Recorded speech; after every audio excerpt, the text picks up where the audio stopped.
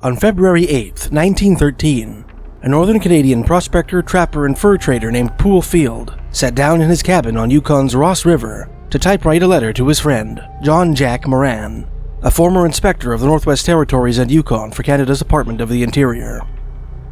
Field corresponded with Moran with casual irregularity, sending him occasional letters throughout the first half of the 20th century, some of them separated by decades.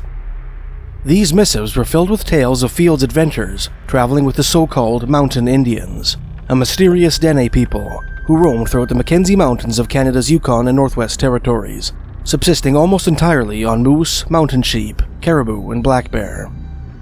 Amid tales of hunting accidents, bloody intertribal feuds, and chilling accounts of medicine man sorcery, Field included descriptions of some of the strange creatures the Mountain Indians believed haunted their alpine abode.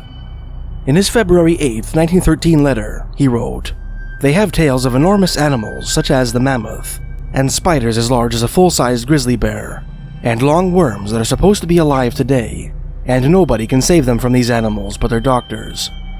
Some of the Indians will tell you they have seen these animals." As we have explored in previous pieces, traditional native belief in living woolly mammoths is surprisingly common across Canada, stretching from the frozen forests of the Northern Territories to the rocky woods of the Canadian Shield. More disturbing and less well known is the fact that the Mountain Indians are not the only First Nations with stories of enormous spiders and giant worms. The alarming concept of giant predatory spiders also appears in the legends of the Denetsa or Beaver Indians, a Dene people whose historic domain stretches along the northern banks of Peace River in northwestern Alberta. In a 1976 article for the journal Anthropologica, American anthropologist Robin Ridington wrote that the Denetsa believed that giant man-eating spiders once roamed the wilderness of North America in ancient times, luring luckless humans to their mountaintop layers by making an alluring whirring sound, which they produced by whirling around a piece of wood attached to a length of spider silk. The creature pounced on those who succumbed to its spidery music, and killed them by sucking out their bodily fluids. Another Dene people with a traditional belief in giant prehistoric spiders are the Gwich'in, whose ancestral domain lies in northern Yukon Territory. In his 1886 French-language book, Indian Traditions of Northwest Canada, French Oblate missionary Father Emile Petitot included a story told to him by a Gwich'in shaman named Lisette Cachoti in January 1870. About an immense spider called Kokale, who made his home in the heavens.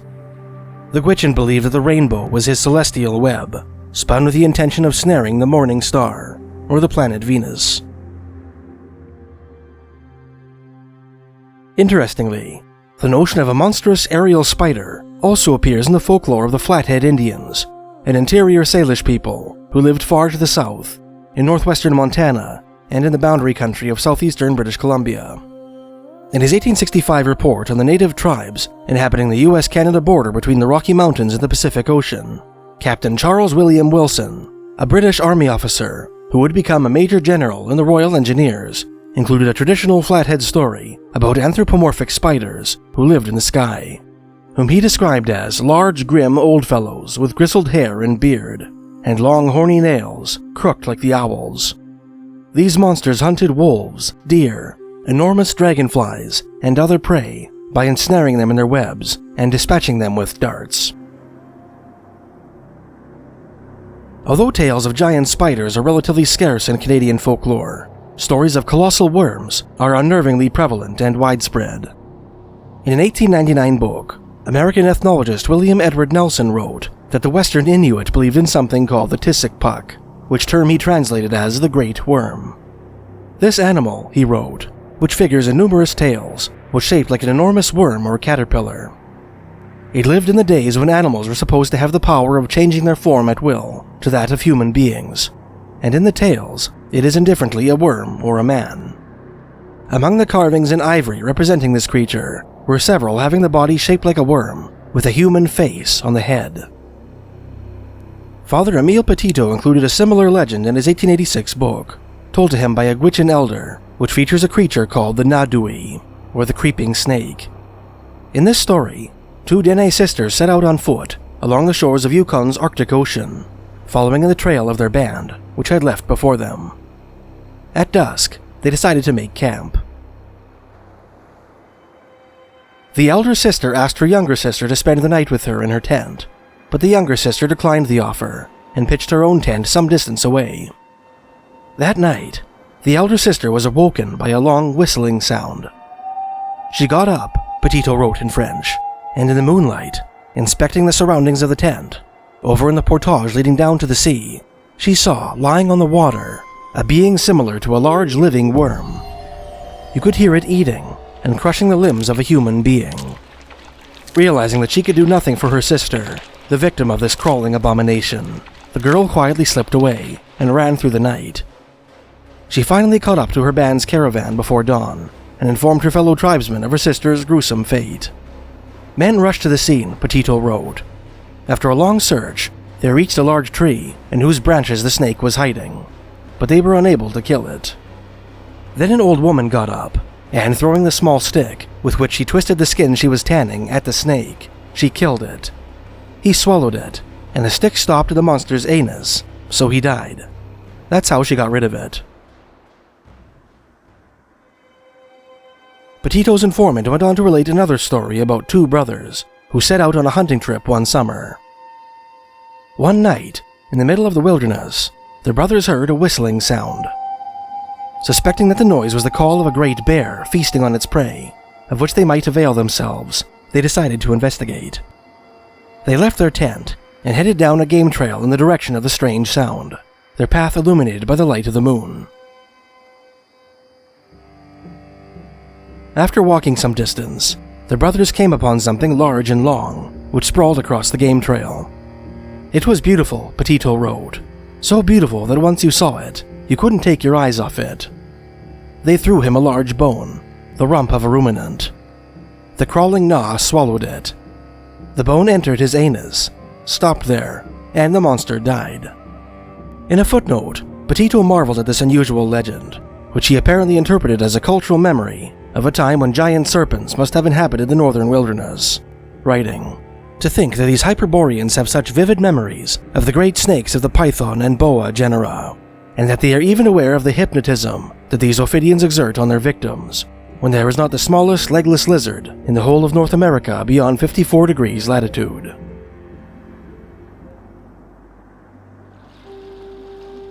Legends of giant worms endured further to the east, on the shores of the Northwest Territories' Great Bear Lake. In his 1931 treatise on the ethnography of the Satu Dene, a branch of the North Slavey, or Hare tribe, which lived along the western shores of this colossal body of water, American anthropologist Cornelius B. Osgood described a horrific animal that was said to haunt an island in the lake. Myths about fabulous monsters hold a considerable place among the stories of the Satu Dene, he wrote. A big eddy below Good Hope is said to be caused by the mouthings of a whale-like monster, whose tail forms part of the hills to the east of that place. There are several groups of islands on Great Bear Lake which the natives fear. One is said to contain burning sulfur and large natural caves of limestone. A Satu Dene informant said that there once lived on this island a great worm, which devoured people passing by. The customary Indian canoe route to the McVicker Bay Portage lies behind this island, but one year, a group of Indians decided to pass in front. Suddenly, all the canoes except one, which had been unable to keep up, were engulfed in a whirlpool and disappeared. This was assumed to be the action of the worm. Far to the southeast, in the forests of southern Ontario, Quebec, and upstate New York, the nations of the Iroquois Confederacy have traditional stories about a giant worm that haunted the Northwoods. In the 1918 book, Seneca Fiction, Legends and Myths, American folklorist Jeremiah Curtin and Tuscarora ethnographer John Napoleon Brinton Hewitt included a story about a boy who encountered such a creature while hunting in the forest. While he was looking around for birds, they wrote, he noticed on the limb of a tree a large many-colored worm. He thought it very beautiful, and he watched it for some time. The next day, he went into the woods again, thinking all the time of the worm and wondering whether it still would be there. When he came to the tree, he saw the worm on the branch, but in another place. The boy had a string of birds which he had killed that morning. Tearing off a small bit of flesh of one and fastening it to a stick, he tried to feed the worm. It ate a little, and the boy was greatly amused. The following day, the boy again found the worm and fed it. The worm always remained near the place where he had first discovered it. Each day, the worm ate a little more in larger proportions. After a while, the boy gave it a whole bird at a time. Then soon 2 birds, feathers and all. The worm had now become very large, too heavy for the limb of the tree on which it had been staying, so it fell to the ground. It never looked for food, but seemed to wait for the boy to bring it. The folklorist went on to explain how the boy took his friends to see the worm one day, and entertained them by feeding it birds. At every turn, they wrote, it seemed to change color and grow more beautiful. The boys were delighted to throw birds at the worm, that they might see it snatch and eat them. The boys then made a regular practice of bringing the worm birds and rabbits to eat. The worm grew very rapidly, the folklorist wrote, became very long and thick, a huge monster. The boys never told their parents or relations about the worm, for they were afraid of losing their sport. They would go early every morning to see the worm. The creature swallowed everything that came within its reach. One day, while the boys were throwing the worm food, they began to wrestle, and in the excitement, the youngest boy was thrown near the creature. In an instant, the boy was swallowed. At this, the rest of the boys were terribly frightened. Fearful of the repercussions, the boys pleaded ignorance when the parents of the missing child inquired into their friend's whereabouts, claiming they had no idea what had happened to him. After this, Curtin and Hewitt continued, the boys pushed 2 or 3 others of their number near the worm, which devoured them too. It had become very large and ferocious, and ruled the boys by a spell. One day, they found that the worm had killed and eaten a deer. Thereupon, they were seized with great fear, for the creature had grown so immense, and they ran away without having their usual sport. The following morning, the folklorist explained, the boys awoke with the rest of their band to find that their palisaded village on a hill was completely encircled by the immense worm. In an effort to escape the monster, a number of villagers headed into what seemed to be an opening, inadvertently walking directly into the monster's mouth, whereupon they were swallowed.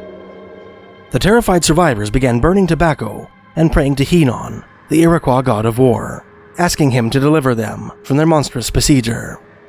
In response, a black storm cloud glided over top of the village, issuing bolts of lightning. Several of the bolts struck the worm, rending it to pieces. The monster's smoking remains rolled down a hillside and into a valley below, where they dissolved into water and formed a lake.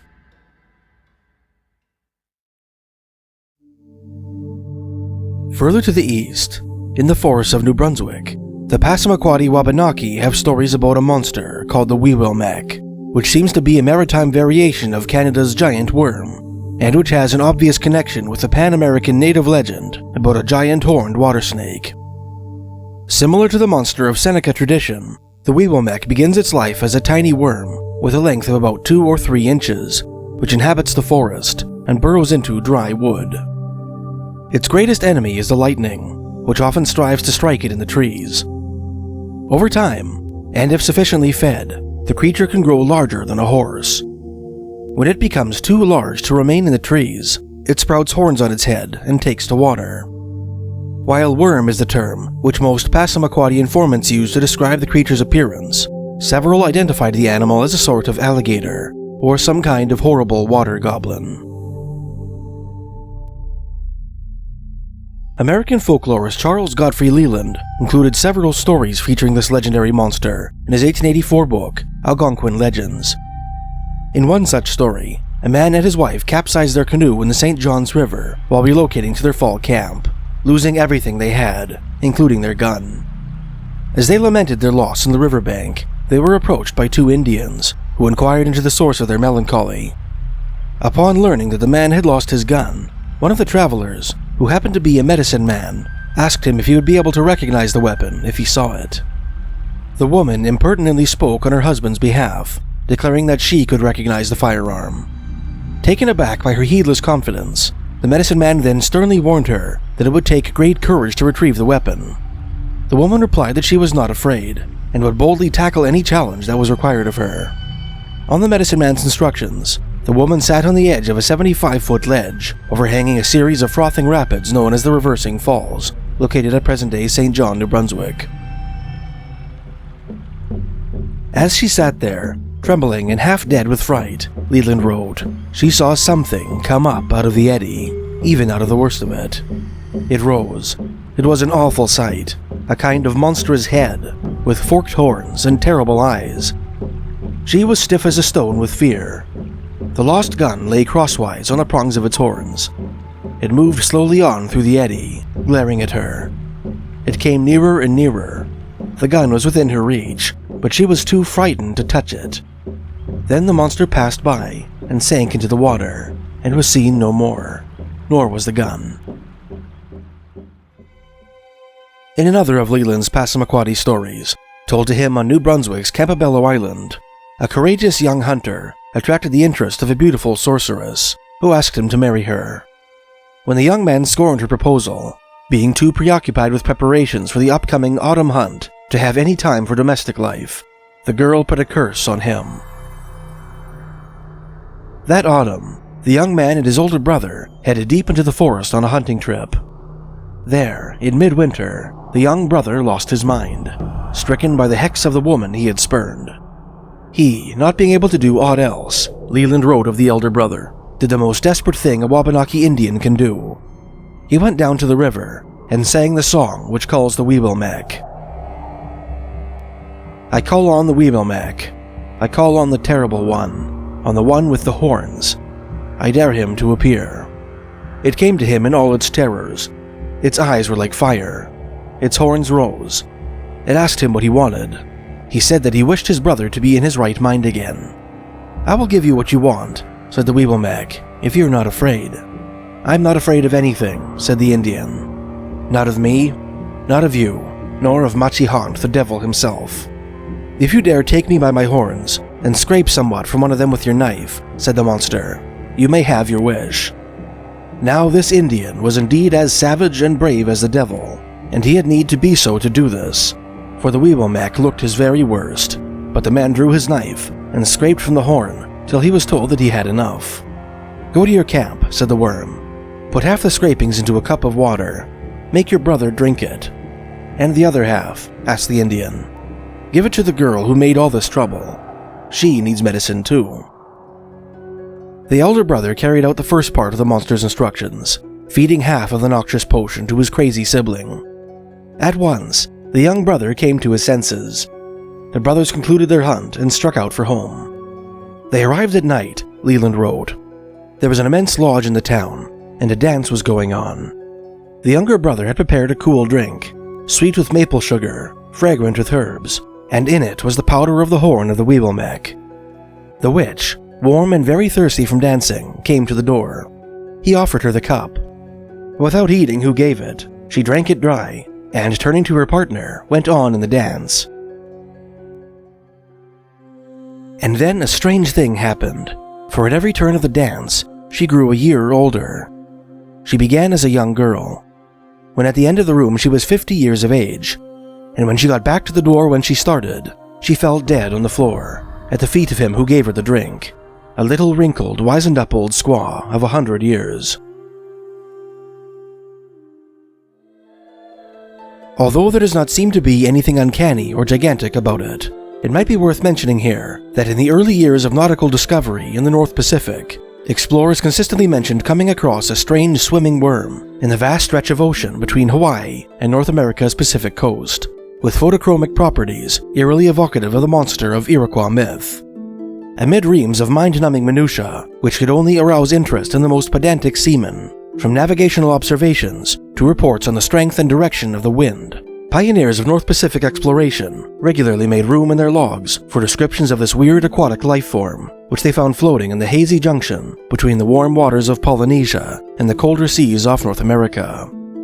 These worms invariably accompanied, and were sometimes attached to, larger gelatinous creatures, which were consistently identified as Medusa velella, a blue blob known as a by-the-wind sailor, which literally sailed the seas by the aid of a sort of living sail on its back. The first explorer to document these marine animals was the celebrated explorer Captain James Cook, the British Royal Navy officer credited with the discovery of the Hawaiian Islands. In the spring of 1778, During his third and final voyage of discovery, Cook and his crew came upon an unusual sight in the waters beyond the Pacific Northwest.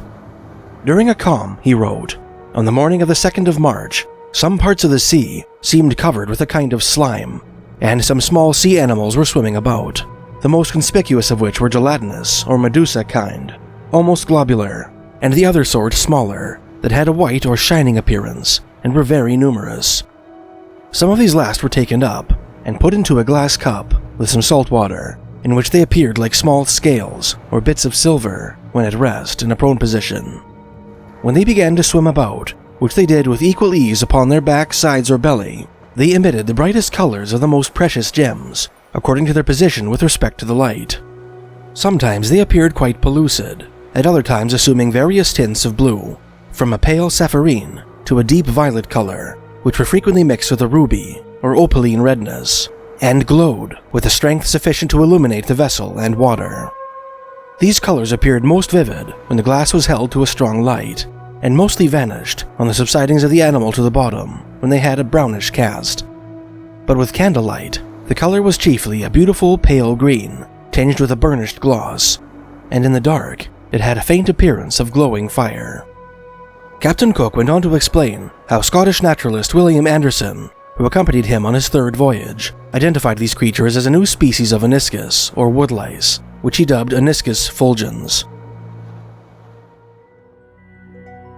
14 years later, British Royal Navy officer Captain George Vancouver was dispatched to the west coast of North America, tasked with expanding upon Cook's discoveries, and with negotiating a settlement with Spanish authorities in the North Pacific, in the aftermath of a contentious international dispute known as the Nootka Crisis.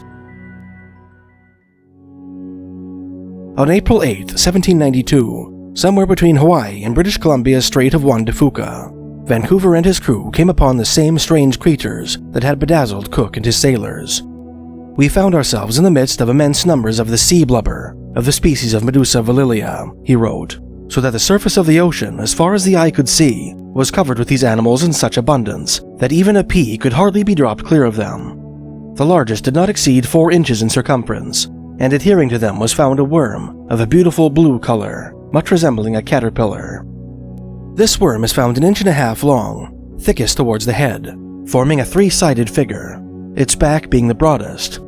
Its belly, or underpart, was provided with a festooned membrane, with which it attached itself to the Medusa valilia. Upon the ridge connecting the sides and back from the shoulders to the tail, on each side, are numberless small fibers, about the 1/8 of an inch in length, like the downy hair of insects, but much more substantial, probably intended to assist the animal in its progress through the water. This worm or caterpillar, Mr. Menzies considered to be a new genus. The Mr. Menzies to whom Vancouver referred was Scottish naturalist Archibald Menzies, a veteran of the Royal British Navy who served in the capacity of surgeon. Menzies elaborated on the creature's physical appearance and behavior in his own journal. He reiterated the scene that Captain Vancouver described, in which the sea was covered with gelatinous blobs as far as the eye could see, and related dipping a bucket into the ocean and bringing up some of these sea blubbers, as he called them. In the same bucket, he wrote, I found a most beautiful species of aniscus, which I immediately put into a glass of salt water for examination, whereupon it swam very quickly about in different directions, and according to its position respecting the light, it emitted various colors of the brightest hue. As this little insect has not yet been described, the following short character may serve to distinguish its place in the systema nature. Its whole body is about 1/4 inch long, oval, compressed and transparent, consisting of 8 segments besides the head part, which is of an obtuse form. Each segment is closely joined near the middle, but a little separated towards the edges. The antennae and feet are small and short. The tail consists of 2 diverging bristles, about 1/5 the length of the body. Menzies considered the creature to be the same animal that Dr. Anderson had described during Cook's third voyage, and deferred to his fellow countryman and professional peer by classifying it Aniscus fulgens. It is interesting to note that a third Scottish naturalist, Dr. John Scowler, also encountered an abundance of what he called Medusa valella on September 2, 1824, during his own voyage to the Pacific Northwest, but did not observe any photochromic worms attached to them. His encounter, however, took place in the Atlantic Ocean, off the coast of Brazil. The name Aniscus fulgens which William Anderson gave to the worm, is not currently recognized by the scientific community. What then is the nature of these blue, translucent, finely haired marine caterpillars that change color with the light? This author, having a negligible knowledge of marine biology, asks several different AI programs to identify the creature based on Cook, Vancouver, and Menzies' descriptions. The robots variously identified the animal as a sort of parasitic crustacean called a hyperid amphipod, or a sea slug of the order Nudibranchia, neither of which bear much resemblance to the sea caterpillar described by the mariners. There is something uncanny about the prospect of impossibly giant bugs, a hair-raising notion which for many of us triggers a sense of primitive revulsion, and which for some is literally the stuff of nightmares. In previous pieces, we explored native Canadian legends about enormous spiders and worms, once said to prowl the wilds of the Great White North. One tradition which this author neglected in those pieces is the lore of the Inuit, who have tales of colossal man-eating arachnids, which once spun their deadly webs in the northern tundra, and in the barren mountains of the Arctic archipelago. Folklorist Neil Christopher and artist Mike Austin showcased two such legends in their beautifully illustrated 2014 book, The Hidden, a compendium of Arctic giants, dwarves, gnomes, trolls, fairies, and other strange beings from Inuit oral history. The first of these is the legend of the Asavak, a female shapeshifter whose true form is said to be a giant spider. An Inuit hunter told Christopher that he had personally encountered this abomination while hunting caribou on the lonely shores of Cumberland Sound, which furrows the southeastern coast of Baffin Island in Nunavut. Christopher's brief description of this encounter, drawn from his research notes, seems to imply the hunter came upon this creature's house and peered through the window. Inside sat an enormous woman, cleaning a caribou skin. Perhaps in response to an invitation, or drawn by curiosity or necessity, the hunter entered the dwelling. Asavak came close up to him, Christopher wrote, but he, out of fear, cut off her head. He fell down, and he saw her body gradually dwindle until she became a spider. He was very much afraid, and left the house as quickly as possible. When he was outside, he looked in the window again, and saw her the same way as before, cleaning the caribou skin. He went away. Then Asavak ran out of her house and shouted to him to come back, but he returned home and told of his adventures. Another legendary creature which Christopher included in his book, whose name seems to be etymologically related to the shapeshifter above described, is a monster called the Asavarlut. This atrocity was described as an enormous aquatic spider that lurks in the Arctic Ocean, bobbing just below the surface of the water, ambushing any seals, walruses, and Inuit kayakers unfortunate enough to pass within reach of its arms. A Greenlandic Inuit told Christopher that he nearly fell victim to this predator while kayaking in the Arctic Ocean. At a place where no shoal was known to exist, Christopher wrote, he noticed the bottom quite close to him. He then suddenly remembered having heard old people talking of the ocean spider, a most dangerous animal to the kayakers. Presently, the kayaker discovered a monstrous eye, and at a distance of about a kayaker's paddle length from it, a similar one. And on tearing away from the spot, a terrible gap made its appearance. Indeed, if he had been a less skilled kayaker, he would never have gotten away alive. Man-eating spiders are not the only bug-like monsters to haunt Indigenous Canadian folklore. All across British Columbia, from the longhouses of the West Coast to the lodges of the Rocky Mountains, native peoples tell traditional tales about either a monstrous ogress or a giant owl that once kidnapped and ate children in ancient times. Ages ago, one of her would-be victims, often described as a child of exceptional cunning, burned this monster alive in the flames of its own cook fire. The embers that rose from the creature's corpse transformed into small animals, sometimes birds, sometimes lice, but more often mosquitoes, whose blood-sucking proclivities mirrored the man-eating compulsion of their monstrous progenitor. Although these stories seem to be most common in coast and interior Salish lore, one variation of them appears in the legends of the Uwikino, a people native to a stretch of British Columbian coastline, roughly halfway between Bella Bella and the northern tip of Vancouver Island. In 1982, Uwikino chief Simon Walker Sr. told this story in his ancestral tongue to folklorist Suzanne Story Hilton. A translated transcript of this interview later appeared in the 84th publication of the Canadian Ethnology Service. According to Chief Wakas, there was once an Indian village on the Natchez River, near the first narrows in Uwikino Lake. Downriver from this place was a spot where blood-red smoke issued from the riverbank. This place was said to be home to a cannibal spirit called Bakbawalanuksiwe. This entity was undoubtedly an Uwikino variation of the Bakbawalanuksiwe of Kwakwakiwak tradition, a terrifying spirit described as a bear-like monster whose body is covered with ravenous, gaping mouths, whose name translates to the man-eater of the north end of the world. In a footnote, editors Suzanne Hilton and John C. Rath explained that the cannibal spirit of the Uwikino was said to thrive on human blood. Chief Wakas went on to explain how a party of young brothers traveled to the haunted spot at the mouth of the Nichance River, where red smoke billowed from the riverbank, and, heedless of the danger, entered the home of the cannibal spirit. There, they were greeted by the demon's son, whose gluttonous father was out hunting.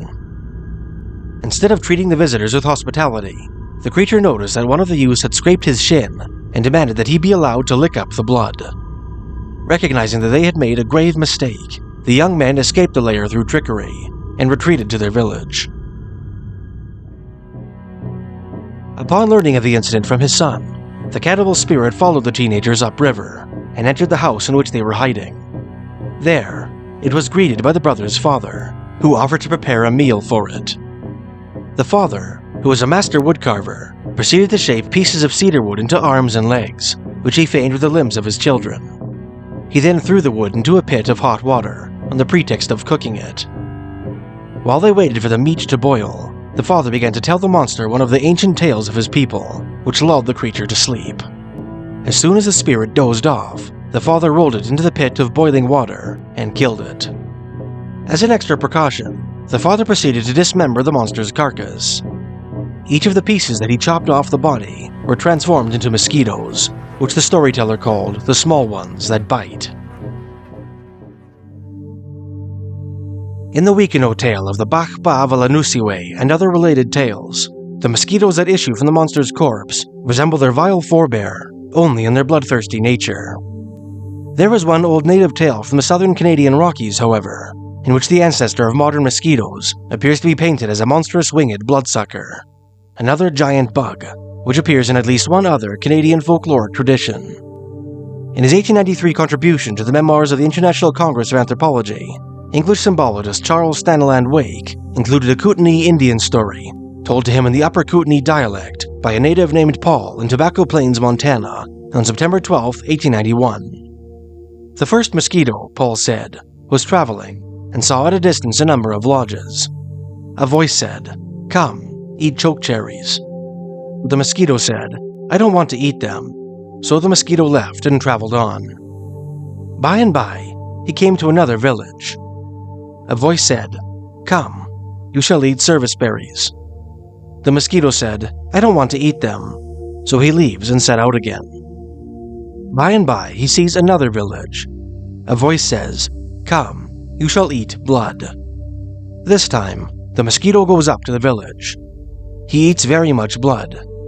His belly swells so much that at last when it strikes against a stick, it bursts, and the mosquito dies.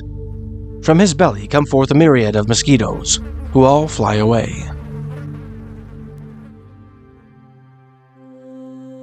This presumably massive mother of all mosquitoes, which Paul described, evokes another native legend, told by the Huron and Petun, related Iroquoian tribes who amalgamated in the 17th century to form the Wyandot Nation. In his 1888 article for the Journal of American Folklore, American-Canadian ethnologist Horatio Hale included a Huron-Petun creation myth in which giant mosquitoes are briefly mentioned. According to this story, when the world was an endless sea, peopled by aquatic animals and birds, a wholly pregnant woman plummeted to earth from the heavens, having been pushed by her husband through a hole in the sky. The woman was rescued by the animals, who dove to the bottom of the sea and retrieved earth for her to live on, which was spread on the shell of an enormous turtle. In time, the woman gave birth to twins, one good and the other evil. Together, These supernatural siblings set out to prepare the world for human habitation. Being incompatible, they parted ways and went about their work separately.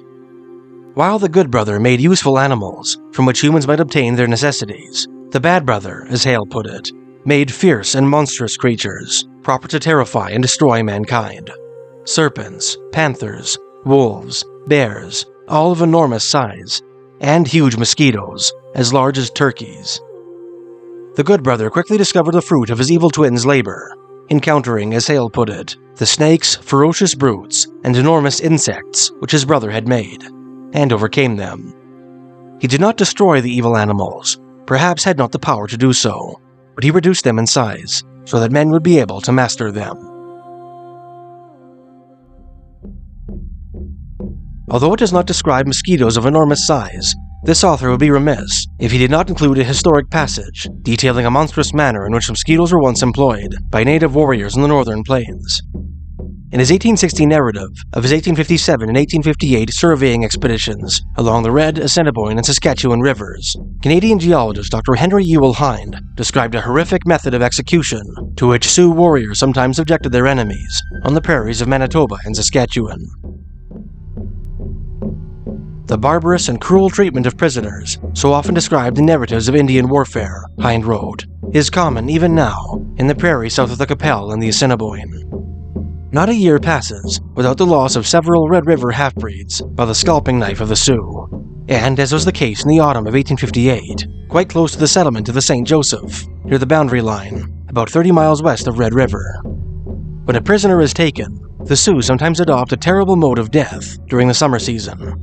They have been known to strip a half-breed, tie him to a stake on the borders of a marsh in the prairies, and leave him exposed to the attack of millions of mosquitoes, without being able to move any part of his body.